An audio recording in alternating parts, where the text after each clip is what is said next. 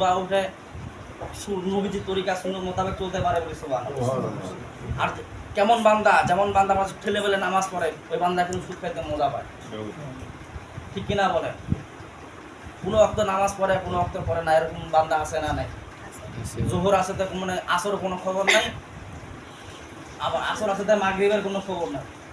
আর মুনাফিকদের জন্য 2 ওয়াক্ত নামাজ কঠিন, আল্লাহ রাসূল বলেছেন হাদিসের মধ্যে, সেটা ইশার নামাজ আর ফজরের নামাজ। এই 2 ওয়াক্ত নামাজ মুনাফিকদের জন্য কঠিন। তো যাই হোক, আমি আপনাদের সামনে যে আয়াতে কারিমা তেলাওয়াত করেছি সূরাতুল আলাক, সূরাতুল আলাকের এটা হলো প্রথম আয়াত আর কি। আল্লাহ পাক বলেন যে এইটা প্রথম সূরা আর কি, যখন হেরা গুহায় রাসূল সাল্লাল্লাহু আলাইহি ওয়াসাল্লাম ধ্যান মগ্ন ছিলেন তখন সূরা আলাক নাযিল হয় বলে সুবহানাল্লাহ। জিবরাইল আমিন যখন আল্লাহ রাসূলের দরবারে যখন আসেন আল্লাহ রাসূলকে বলতেছেন, হে রাসূল আপনি বলুন ইকরা, মানে পড়ুন। প্রথমবার যখন এইভাবে জিজ্ঞেস করলেন, রাসূল বলেন মা আনা বিকরি, আমি তো পড়তে জানি না। আবার দ্বিতীয়বার আসলেন, প্রশ্ন করলেন, হে রাসূল আপনি বলুন ইকরা। রাসূল বলেন মা আনা বিকরি, আমি তো পড়তে জানি না।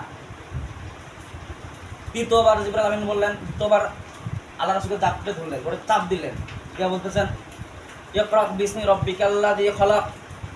যখন এই আয়াত পাঠ করলেন জিবরাইল আমিন, তখন আল্লাহ রাসূল বলতেন যে হ্যাঁ এখন আমি বলতে পারবো বলে সুবহানাল্লাহ। সাথে সাথে 5 আয়াত তেলাওয়াত করলেন। আল্লাহ রাসূল বলতেন ইকরা বিসমি রাব্বিকাল্লাযী খলাক, খলাকাল ইনসানা মিন আলাক, ইকরা ওয়া রাব্বুকাল আকরাম আল্লাযী আল্লামা বিল কালাম। আল্লাহু আকবার।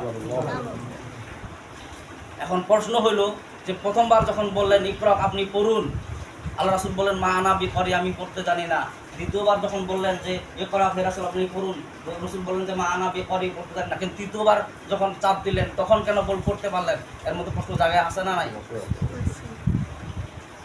প্রথমবার যখন বলা হলো যে হে রাসূল আপনি পড়ুন মা ইকরা, রাসূল বললেন মা আনা বিকরি, আমি পড়তে জানি না, দ্বিতীয়বার বললেন।